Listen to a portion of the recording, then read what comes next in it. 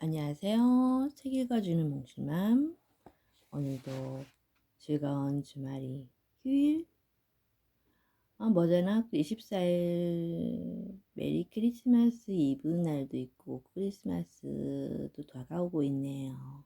이번 주에는 정말 꿈 같은 일이 생겨나기를 모두에게 꿈이 이뤄지는 그 한 개라도 이뤄졌으면 좋겠어요.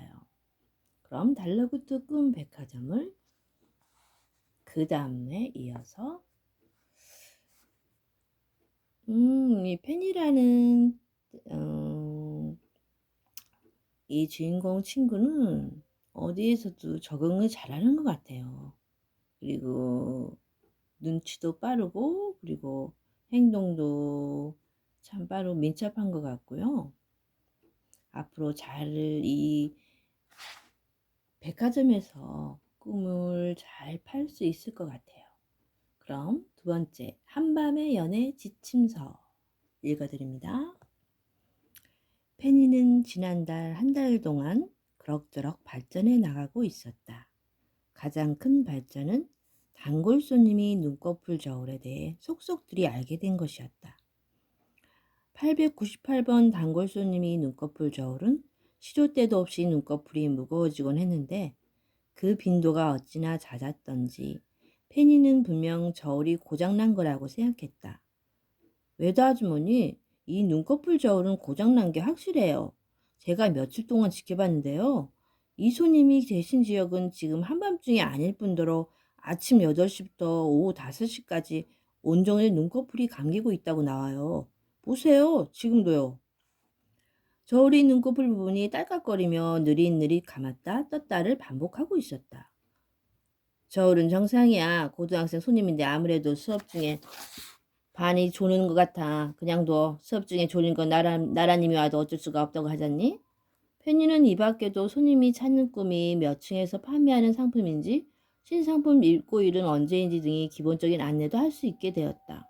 하지만 프런트 업무 중 가장 중요하다고 할 수 있는 돈 관리, 즉 꿈값에 관한 업무는 아직 서툴렀다.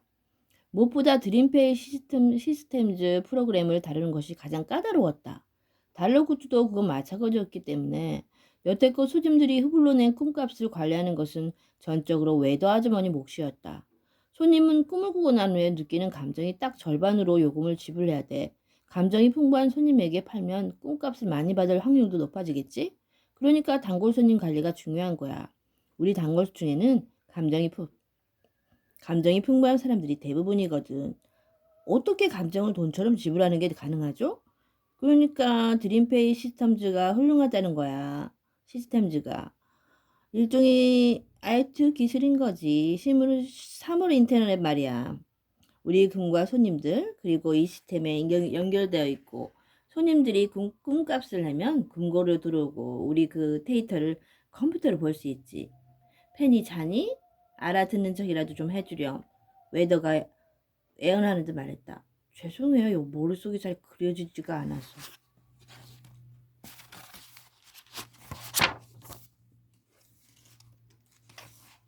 어쩔 수 없지. 당분간은 내가 해야겠구나. 외도 아주머니는 매일 아침 출근하자마자 근무에 가서 꿈값을 회수하고 맞은편 은행에 들러 안전하게 예탁하는 일을 했다. 이때 페니는 외도 아주머니가 자리를 비운 사이 사고를 치지 않도록 정신을 바짝 차리고 프런트를 지켰다. 페니는 오늘도 미어캣처럼 목을 뻣뻣하게 세우고 매장 안을 살피며 외도 아주머니가 돌아오기만을 기다리고 있었다. 그런데 조금 전에 창고 쪽으로 갔던 외도 아주머니가 돌아오고 있었다. 벌써 오시는 거예요? 외도 아주머니는 배를 웅크리고 이 식은땀을 뻘뻘 흘리고 있었다. 아침에 먹은 오믈렛이 잘못됐나 봐. 아우, 화장실 좀 다녀올게. 조금 오래 걸릴 것 같아. 내가 대신 은행에 좀 다녀오겠지? 이 열쇠를 가지고 창고에 있는 금고를 열면 안에 가득 찬 유리병이 2개 보일 거야. 그걸 가지고 은행 창고로 가면 그 다음은 그쪽에서 알아서 해줄 거야. 꿈 백화점에서 왔다고 하면 돼.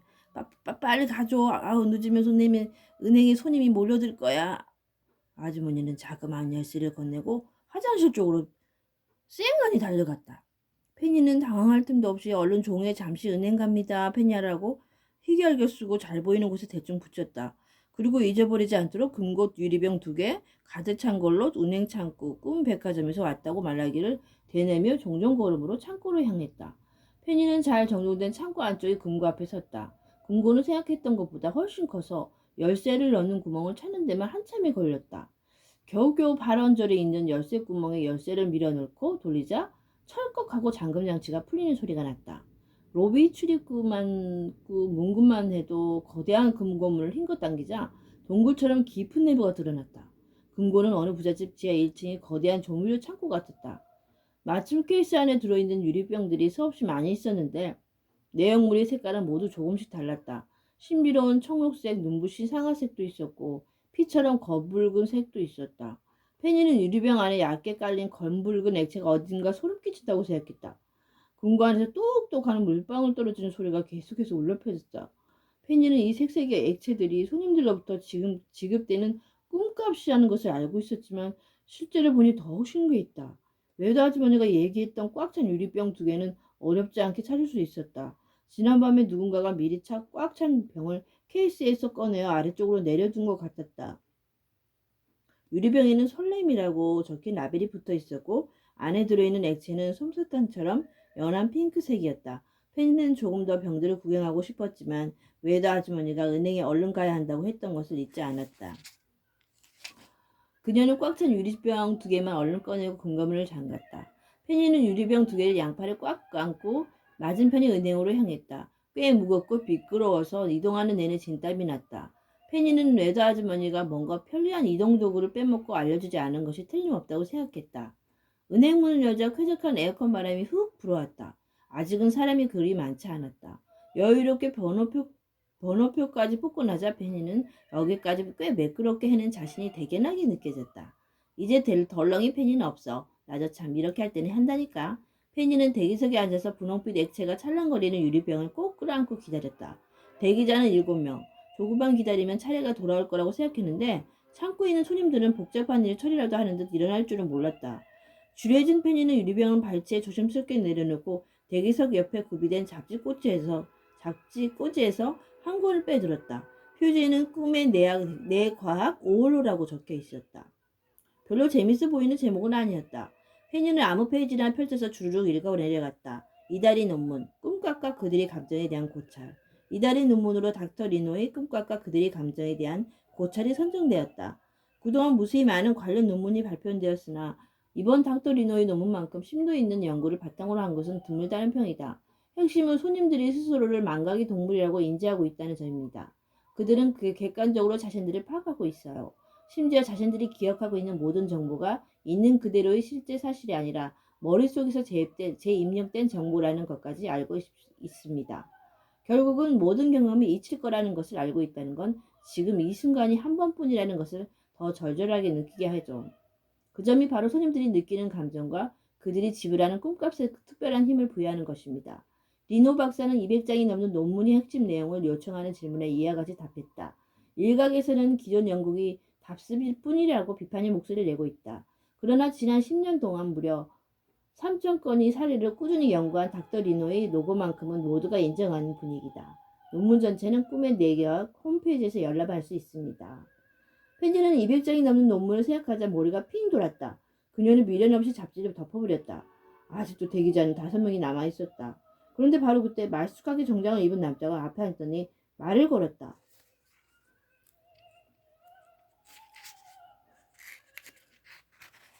이거 참 보기에도 두근거리는 색이군요.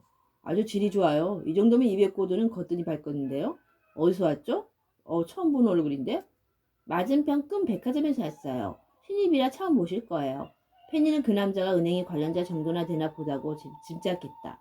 몇 분이에요? 차례가 아직 조금 남은 것 같은데 재밌는 구경이 있는데 한번 보지 않을래요?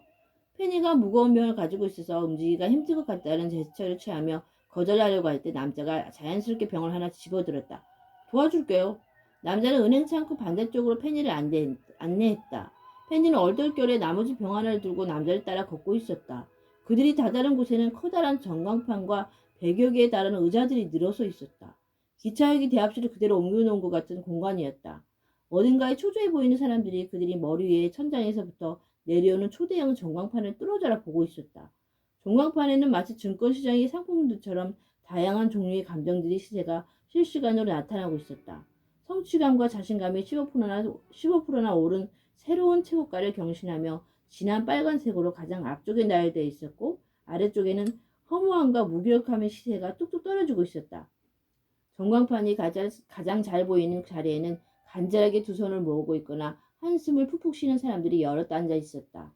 소고기 햄버거 한 세트가 1고들 이내 성취감 한 병이 200고들까지 치솟다니, 대체 누가 남의 성취감을 큰돈 주고 사서 대리만족하는 거야? 작년에 사재기 해놨으면 지금 시원하게 퇴사하는 건데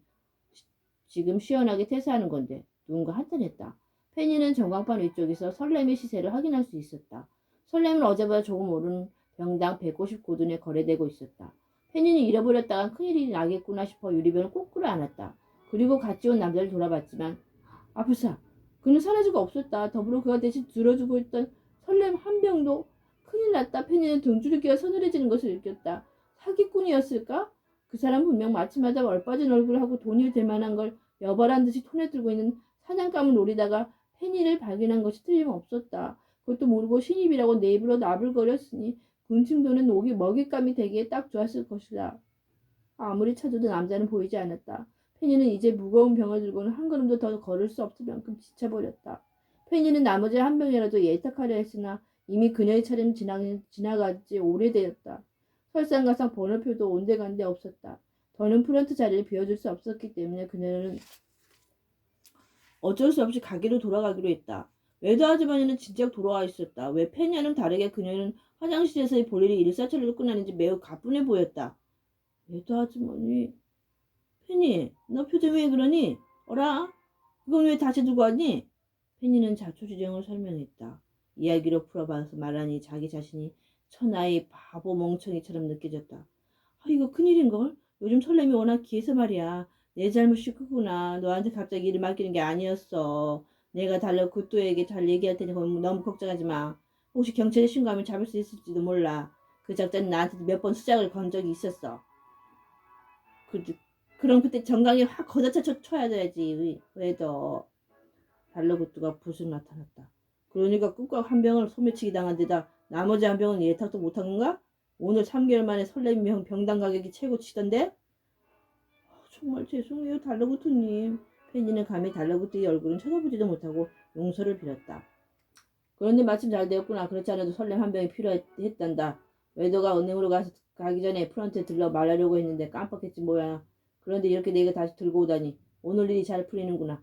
잃어버린 한 개 한 명이야 뭐 세상 무섭다는 걸 배운 값이라고 치자꾸나. 페니는 달러구트가 너그럽게 말하자 더욱더 계속 처참한 기분이었다. 정말 죄송해요. 그런데 그 설렘은 어디에 쓰실 건가요? 이거? 왠지 그 설렘이 필요한 손님이 올 것 같아서 말이야. 여자는 어릴 때부터 꿈 백화점이 단골이었다. 여자는 평소에도 꿈을 많이 꾸는 편이라 생각은 했지만 밤마다 찾아가는 단골 가게가 있는 줄은 전혀 몰랐다. 신기하게도 아침이 되면 가게에 관한 일은 완전히 잊어버리게 되었던 것이다. 여자는 지방에서 태어나 대학까지 마쳤다. 이후에는 수도권에 취직하면서 자연스럽게 혼자 살게 된 아주 흔한 형태의 직장인이었다. 졸업과 동시에 취직했고 회사 생활은 고단했지만 더는 처음처럼 낯설지는 않았다. 올해로 자취 4년차, 현재 28. 텍스트로 요약하자면 순조로운 인생이었다. 없어, 아무도. 정말? 거기 남자만 회사잖아. 다 여자친구였거나 유부남이거나 내 스타일이 아니거나 내가 그 사람들 스타일이 아니야. 에이, 한 명씩 붙잡고 확인해보는 것도 아니잖아. 할 마음이 없는 건 아니고. 사실은 뭘 그렇게 어떻게 시작해야 할지 모르겠어. 직장인이 연애는 대체 어떻게 시작해야 하는 거야? 내 이럴 줄 알았지. 너 다 마음에 드는 사람 있지? 사실은. 친구와의 전화통화를 끝낸 여자가 퀸사이즈 침대에 털썩 누웠다. 오늘따라 넓은 침대가 신경에 거슬렸다. 아, 외로워. 여전 혼자 있는 방 안에서 외롭다는 말을 입 밖으로 꺼내는 경지에 이르렀다. 가까운 벽에 부딪혀 짤막하게 울리는 목소리가 청승맞게 느껴졌다. 시계는 벌써 자장을 가리키고 있었다. 회사에서 야근을 마치고 곧장 집으로 와서 씻고 재활용 쓰레기를 버리고 밥을 지어 먹고 친구와 짧은 통화를 마쳤을 뿐인데 지금 잠들어도 6시간밖에 못 잔다니. 어제처럼 유튜브를 보다가 내친김에 웹툰 정주행까지 했다가는 이틀 연속 밤을 꼬박 새우게 될 것이다. 외로움이고 뭐고 피곤부터 달려야 했다. 내일 출근을 위해서. 언제까지 이렇게 살아야 할까? 여자는 머릿속에 떠오른 질문을 애써 지어냈다. 잠들기 전 진지한 생각은 금물이다. 숙면에 전혀 도움이 되지 않는다는 것을 경험으로 알고 있는 그녀였다. 여자는 차라리 이불을 목까지 끌어올리고 스마트폰으로 알람을 맞추면서 내일 날씨를 확인했다. 미세먼지 최악, 날씨 흐림, 알림 아이콘도 온통 회색이다. 20대의 삶이 이렇게 거무튀튀할 줄이야. 화산일이 전혀 없네. 사실 전혀 없지는 않았다. 그녀는 조금 전 친구와의 전화통화에서 언급했던 한 남자를 떠올렸다. 수요일마다 여자의 회사에 방문하는 거래처 직원인 그는 오전 업무를 마치면 항상 그녀가 자주 가는 식당의 1인 테이블에서 점심을 먹고 가곤 했다. 안녕하세요. 스테이크 인서스티 현종석입니다. 통화 가능하신가요? 네, 안녕하세요. 정아영입니다. 통화 괜찮습니다. 무슨 일이신가요? 다름이 아니라 이번 주에는 수요일 오전 10시에 방문하는데 시간 괜찮으신가요? 여자는 남자 이 정도의 업무 관련 통화 몇 번, 그리고 만났을 때 가벼운 인사 외에는 일절 대화를 나눠본 적이 없었다. 하지만 매주 월요일 같은 시각에 미리 업무 연락을 주는 비규칙적인 행동과 인사를 나눌 때의 고든 자세, 당황스럽고 짜증날 수 있는 업무 스케줄도 차분하게 대처하는 성숙한 어른 남자의 모습. 물론 주관적인 견해일 수 있다. 이 자꾸만 눈에 들어왔다. 더군다나 요 며칠 꿈에는 그 남자가 나타나기 시작했던 참이었다. 심지어 꿈속에서는 실물보다 더 헐칠하고 잘생긴 모습으로 나타나기 일쑤였다. 여자는 자연스러운 호감을 연애로 발전시켜보는 일이 언제인지 기억을 더듬었다. 고등학교 때였나? 아니면 대학교 1학년 때였던가? 가만, 내일이 수요일인가? 여자는 갑자기 내일에 대한 압박감이 뱃속에서 가뿐해지는 것을 느꼈다. 내일은 남자를 볼 수 있는 날이다. 여자는 이불로 몸을 한 바퀴 빙글로 감고 벽을 보고 누웠다. 그리고 혼자 설레서 뒤척이는 이런 모습을 남자는 절대로 꿈에도 모르길 바랐다. 그가 안다면 불쾌해야 할 것이다. 일하는 모습을 몰래 지켜보는 것도 모자라 잠자리에서까지 자신을 생각하는 낯선 사람이라니. 어쩌면 그는 이미 결혼을 했거나 여자친구가 있을지도 모른다. 여자의 콩닥거리는 마음은 10대의 그것과 다를 바가 없었지만 이제 여자는 사랑을 시작하기도 전에 실체 없는 고민이 많아지는 나이였다. 이런 생각이 너무 길어지고 있었다. 이제는 정말로 자야 한다. 여자는 골아 떨어지며 속으로 빌었다. 짝사랑이라도 좋으니 이 감정이 오래가게 해주세요. 외도 아주머니 곧 201번 손님이 오실 것 같아요. 오, 그렇구나. 외도 아주머니가 눈꺼풀 저울을 힐끗 쳐다봤다. 다행이에요. 매일 오시다가 어제는 갑자기 안 오시게 조금 걱정했거든요. 페니는 201번 눈꺼풀 저울을 보며 흐뭇하게 미소를 지었다. 눈꺼풀은 완전히 감겨있고 저울이 눈금은 램수면을 가리키고 있었다. 페니의 말이 끝나기가 무섭게 201번 단골 손님이 가게 문을 열고 들어왔다. 페니와 외도 아주머니가 그녀를 반갑게 맞이했다. 어서 오세요, 손님. 안녕하세요. 오늘도 꼭 같은 꿈 꾸려고요. 요즘에 꾸는 꿈이 마음에 들어서요. 네, 지금 3층이 복잡해서 찾기 힘드실 거예요. 제가 가져다 드릴게요. 잠시만 기다려주세요. 페니는 3층으로 잽싸게 올라갔다. 3층 매니저인 모그베리는 직원들과 함께 방금 도착한 꿈 상자들을 정리하고 있었다. 그녀의 잔머리는 오늘도 정신없이 삐져나와 있었다. 페니는 상자 더미를 요리조리 피해 스테디셀러 코너에 도착했다.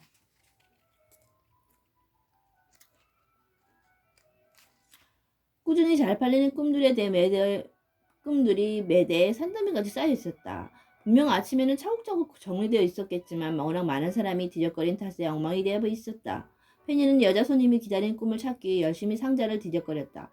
래프라운 요정들이 하늘을 나는 꿈만 5번째 집어 올렸을 때 드디어 하트 장식이 용밀조밀 붙어있는 상처가 보였다. 포장지 리본에는 제작자인 키스크루어의 이름이 깨알같이 인쇄되어 있었다. 키스크루어는 연애물을 기가 막히게 만드는 베테랑 제작자였다. 모르는 게 없는 소식통인 아싸미에 이르면 그는 실제 연애에는 재주가 없어서 100번 넘게 실현을 당했는데 그때마다 삭발을 하기 때문에 머리를 기는 것을 아무도 못 봤다고 한다. 하지만 그가 실현을 당할 때마다 상품의 퀄리티는 점점 높아지고 있다는 것이 업계의 정설이었다. 이거 맞죠? 한달음에 일진이 데려온 페니가 손님에게 상자를 내밀었다. 상자에는 좋아하는 사람이 나오는 꿈이라고 적힌 라벨이 붙어 있었다. 네, 맞아요. 여기 있습니다. 손님 감사합니다. 계산은 오늘부터 후불로 하면 되나요? 여자가 꿈 상자를 받아들고 외도 아주머니를 바라보며 물었다. 네, 늘 그렇듯이 자고 일어나서 느끼는 감정을 조금 나눠주시면 된답니다. 그 말인즉슨 꿈을 꾸고 아무 감정도 느끼지 못하면 저희도 꿈값을 받지 않는다는 거죠. 페니가 외도에게 배운 내용을 야무지게 써먹었다. 여자 손님은 상자를 들고 가게를 유유히 빠져나갔다. 손님이 발걸음은 가벼웠지만 페니는 어쩐지 그녀의 뒷모습을 보고 마음이 불편해졌다. 하지만 그 이유는 알 수 없었다. 이후 가게는 조금 한산해졌고 페니는 빗자루로 로비 바닥을 천천히 쓰며 생각에 잠겨 있었다. 202번 여자 손님이 다녀간 이후 어딘가 풀리지 않은 답답함이 있었지만 그 정체를 알 수 없었다. 페니는 정처 없이 계속 바닥을 쓰다가 계단 옆 달러구들이 사무실 앞까지 와서야 그 답답함이 무엇 때문인지 조금 알 것 같았다. 미안하구나. 내가 과자 부스러기를 너무 흘러놨지. 사무실 문이 벌컥 열며 달러구뚜가 나왔다. 아니에요. 달러구뚜님. 조금 한가해서 청소를 하고 있었어요. 저기 그런데 무슨 일이 있는 거니? 궁금한 게 있어서요. 201번 손님 말이에요. 오, 201번 손님. 우리 오랜 단골이시지. 그 손님한테 계속 좋아하는 사람이 나오는 꿈을 팔아도 될까? 그 손님한테 계속 좋아하는 사람이 나오는 꿈을 팔아도 될까요? 어떤 점이 문제라고 생각하지? 달러구트가 페니 질문에 관심을 가졌다. 좋아하는 사람이 꿈을 꾸는 건 처음 몇 번만 좋을 것 같아요. 계속해서 좋아하는 사람이 꿈을 꾸다 보면 마음만 커지고 결국은 소화를 하게 되니까요. 계속 꿈만 꾸려고 한다는 건 페니는 잠깐 생각하며 뜸을 들었다. 맞아요. 계속 꿈만 꾼다는 건 실제로 현실에서는 진전이 없다는 뜻이잖아요. 페니는 이제야 그녀의 뒷모습을 보고 마음이 답답해진 이유를 깨달았다. 페니, 201번 손님과 같은 외부 손님들이 평소에 꿈에 대해 어떻게 생각하고 있는지 알고 있니? 그럼요. 공부했어요. 자기 자신이 무의식이 꿈으로 나타나는 줄 알고 있죠. 그렇단다. 그래서요? 페니는 대화의 흐름에 단번에 이해되지 않았다. 아둔한 직원으로 보이고 싶지 않았지만 그보다 궁금함이 훨씬 컸다. 손님들은 잠에서 깨면 우리 가게에 대해 전혀 기억하지 못한다는 건 너도 알 거다. 그렇기 때문에 간밤에 꾼 꿈이 자신이 무의식이라고 생각하는 것이 그들로서는 최선의 해석이지. 내가 손님이라면 어떻겠니? 꿈에 자꾸만 신경 쓰이는 사람이 나오면 점점 무의식도 그 사람을 향해 있다고 생각하게 될 것 같아요. 헨리가 자신 없게 말했다. 그렇지. 그리고 충분히 시간이 지나면 확실하게 된단다. 그 사람을 좋아하고 있다는 건 말이다. 그러니까 말해요. 그것만으로 사랑이 시작되지 못하잖아요. 꿈은 꿈인데. 꿈은 꿈일 뿐인데. 혜니는 잔뜩 들떠서 꿈을 사아가던 여자 손님을 떠올리자 마음이 아렸다. 하지만 달러구트의 표정은 여전히 밝았다. 좋아한다는 걸 깨달은 순간부터 사랑이 시작되는 거란다.